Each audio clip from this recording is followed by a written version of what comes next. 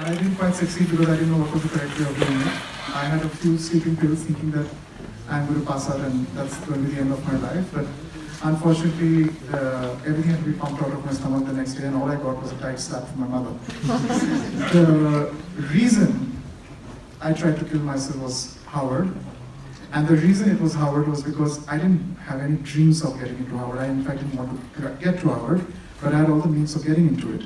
Because I was a very good student, and often the predicament is in India, like, I had a problem with the education system in India because the education system in India is almost like an arranged marriage.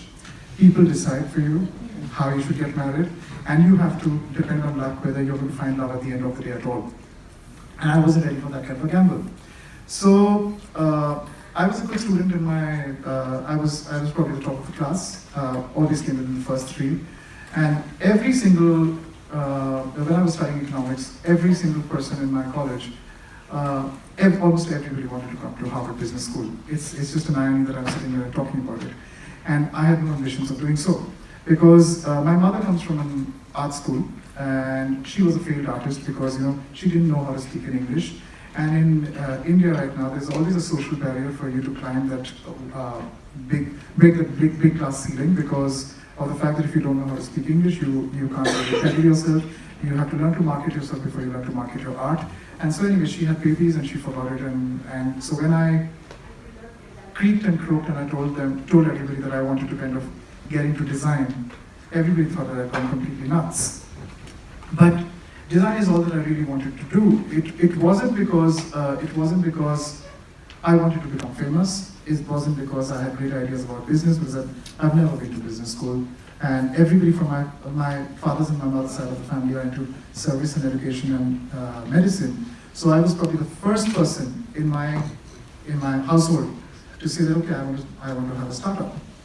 Now, when I came in today, I saw that you have started a group, self-help group for startups. At that point of time, there was no Facebook, there was no Instagram, but we were not connected. And I was in a very strange situation because I was in Calcutta. The only designers in Calcutta at that point of time was two sisters called Mona Pali. I don't know how many of you have heard of them, but they were the only designers. There was no fashion columns. There was no organized fashion media. There was no fashion weeks at that point of time. And so I wanted to do clothes. And now everybody in India does clothes. Every housewife in India does clothes. Everybody has a sewing machine. And if you go to your local tailor with about 5 meters of fabric, you can get an evening gown done for the princely sum of $20. So I couldn't explain to my parents what kind of a business I was going into because I didn't know it myself. But all I did was I had a conviction that I would do something good with my life. So I started to find a strategy because I wanted to intern with people. I remember there's a very famous store in Calcutta. It's a big chain in India right now called Ogan, which is run by Kavita Bhartiya.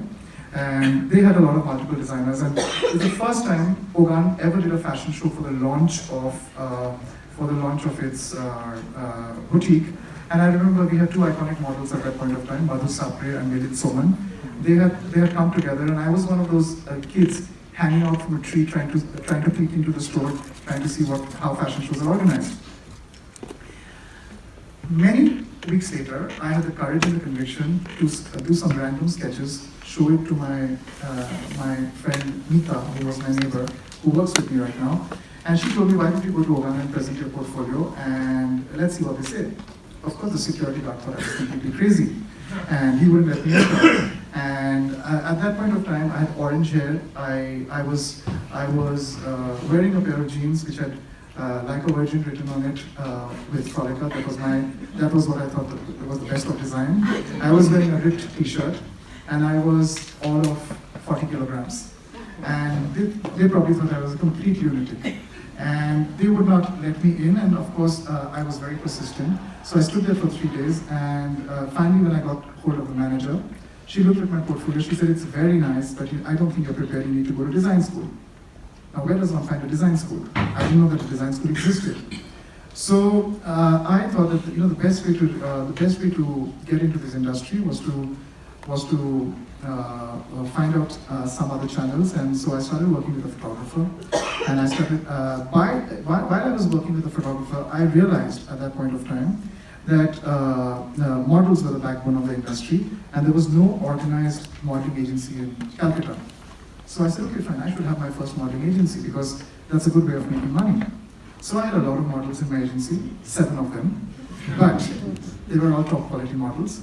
Bipasha Basu was one of them, Koena Mitra was one of them, Selina Jetli, who became Miss India, was one of them. And we had, I remember there was a customs officer, Dipinder Gill. I chased him and chased him and chased him for 3 days, and I said that, you should model for me, and you should be a part of my agency. And he was the only male model in my agency, and he went on to become Mr. India. I probably had a lot of luck. I remember chasing Koena Mitra and Bipasha Basu while they were buying jewelry roadsides of Calcutta and telling both of them that you should both model. Well, of course, that Bipasha Basu is now a big actress in India. But having said that, how does a young kid with absolutely no know-hows have the courage and the conviction to start an agency and suddenly everything conspires to make you successful? I think the first word that comes into my mind is conviction. I had nothing, no money in my pocket, but just a pocket full of dreams, because I was very, very certain that I would succeed. How I would succeed didn't matter. The first thing that mattered to me was the fact that I would be successful. And I've always believed, when I was growing up, I had a difficult childhood because I was awkward, I was painfully shy. If you met my school friends now, and I would tell them that I was speaking at HBS, they would all die because I could not even croak. I was always a backbencher. I could never confront, I could never fight. I was terrible at sports, but I had a lot of dreams and ambition. And my dreams and ambition were things that I could not really outline or dictate because there was no parameters for me to describe to people what I really wanted to do in my life. There were no success stories that I could emulate. Being born middle class in West Bengal and being born into an educational family can be a death knell for an alternative career because you have no choice but to become a doctor or an engineer. There is no other career that's outlined for you. If you want to become a chartered accountant, your family will really look down upon you and say that what's wrong with you? That's something that pedestrians will do. And so people in Bengal are big snobs when it comes to education, and so was my parents, and it was very, very difficult for me to convince them. One of the reasons probably I tried to kill myself was because I had a lot of, that was, I've always had a lot of hope and conviction about my life. The only time I probably lost hope was, I was like, I don't think I could convince my parents to let me choose an alternative career. But anyway, the good thing was that I was also manipulative. So right after that happened, my parents completely changed, and they're like, okay, fine, we'll let you do what you want to do. And pronto, I went into design school. I went into NIFT because I did not have the money or the bandwidth to go to Parsons or to FIT or to London School of Fashion. But I went to NIFT, and the moment I went to NIFT, the first thing that I started doing was I started questioning everything that they were teaching us, because I didn't really believe in the education system. Because I used to work as a student, and all I saw was women outside wearing saris and lehenga cholis, and that's what our tailors used to make. And in NIFT, they were teaching you how to make lycra swimsuits, and they were teaching you how to make evening gowns and Western clothing. And I was like, who wears these kind of clothes? Where is the consumer? I also realized that what they were doing at that point of time in NIFT, they were preparing us to work in the industry. Working in the industry also meant that working for big export houses that supply to the whole of the country, the whole of the world. Because you see, India was never a country for design, meant for design. It was a country meant for cheap manufacturing. And I told myself that that's not what I want to do. So I almost got expelled out of my institute 2-3 times. But since I was a good student, and probably a few teachers saw a little bit of promise in me, they let me survive. And I got out of NIFT, and I got all the major awards that year. And my father finally thought that, okay, fine, something good has happened to my son, he's now going to get a job. And I refused every job that was given to me. There was a scholarship that was given to me to come to Nottingham University, and I rejected that scholarship as well, because what I wanted to do, I wanted to learn art and craft back home. So while the rest of my friends at that point of time, and many of us were middle class, because it's a subsidized institute, a lot of middle class people go there as vocational training, a lot of people go there to with the hope that one day they'll start a small store or a small boutique. So many of my friends who are middle class like me, and being born middle class in West Bengal, the first priority for you is to pay for your education debt and your loan, and to also be able to make some money. And at that point of time, I remember I got my first job for about, in Indian rupees, it was about 25,000 rupees.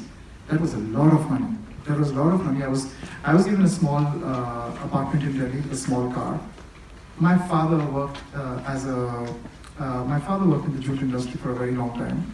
He had a company car, but he never owned his own car. So I would be the first person in the family to own a car, but I gave it all up to three jobs. I went back and started working in a printing company, and I used to get about 800 rupees a month.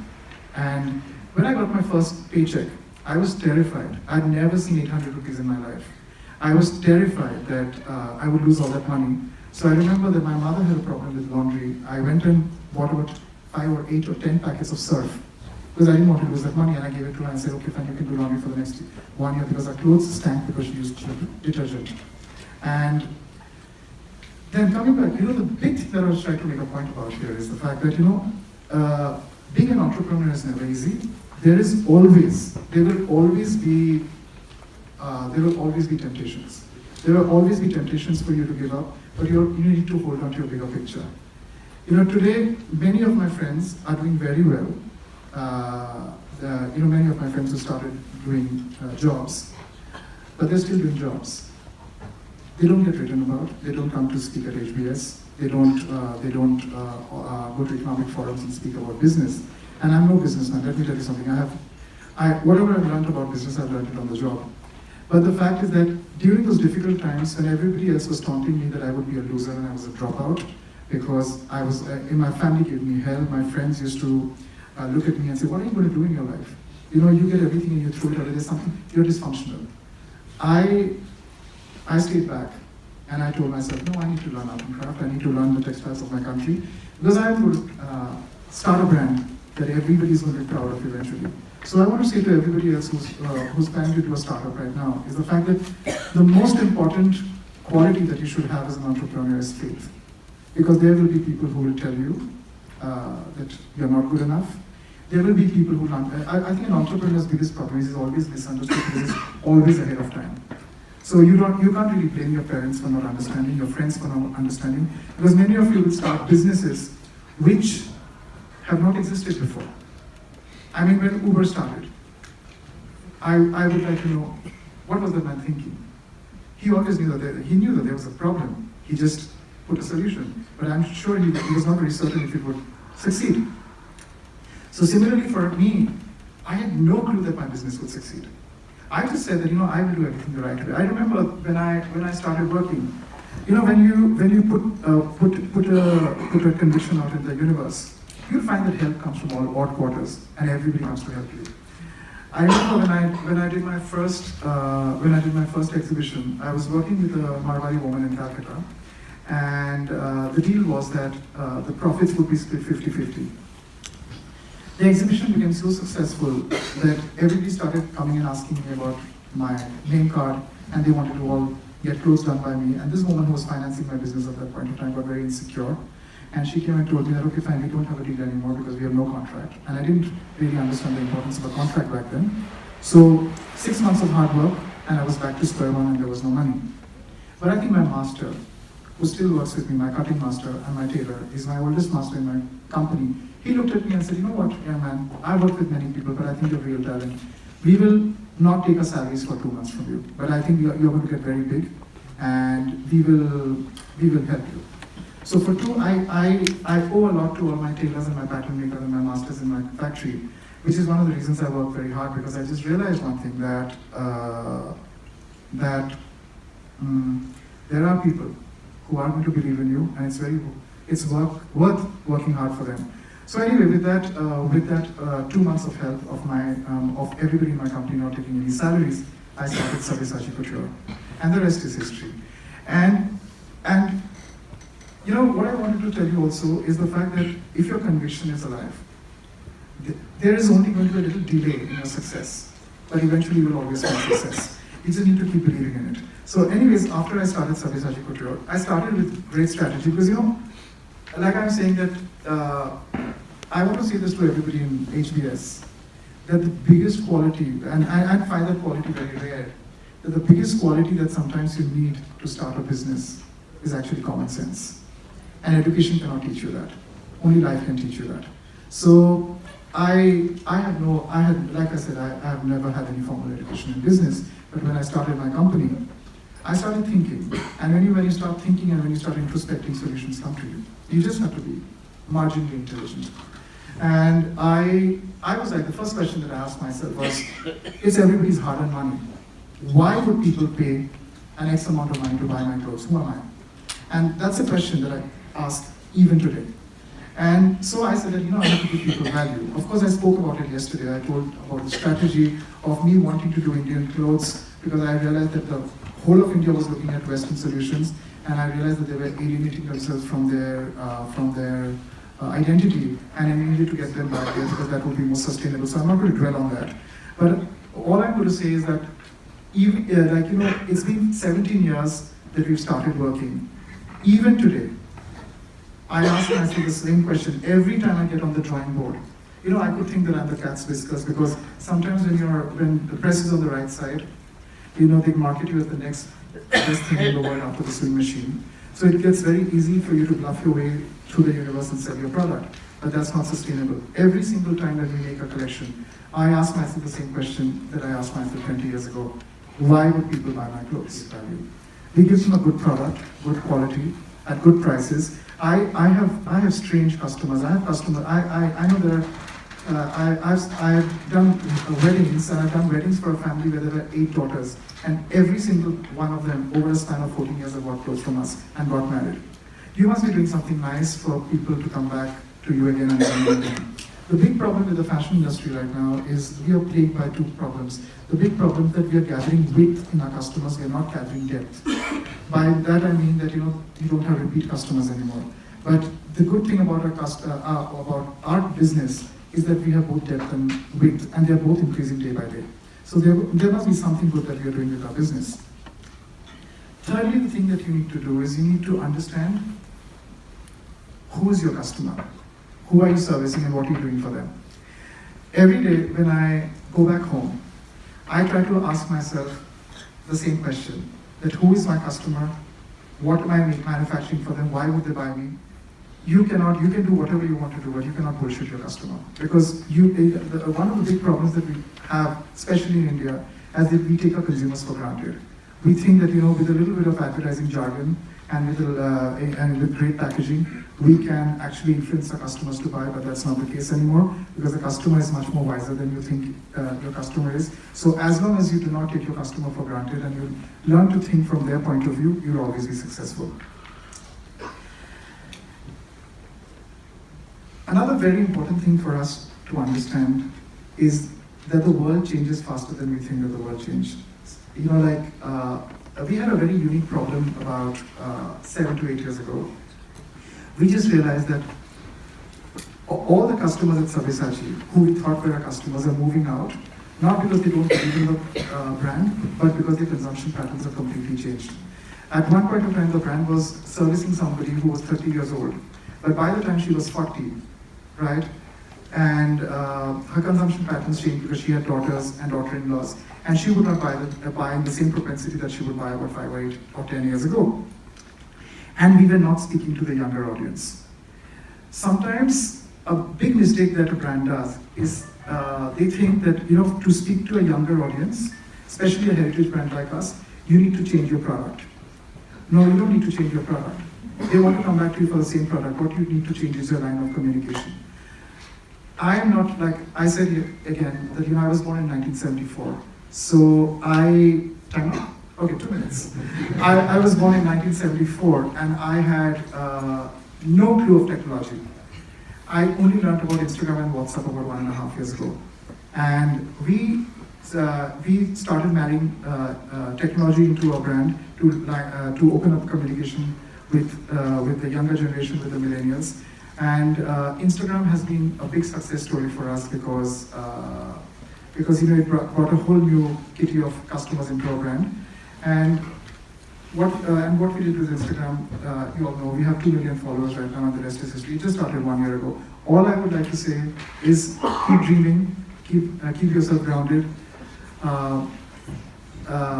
Making a good product at a good price is non-negotiable, and keep building value for your customers. That's all. Thank you.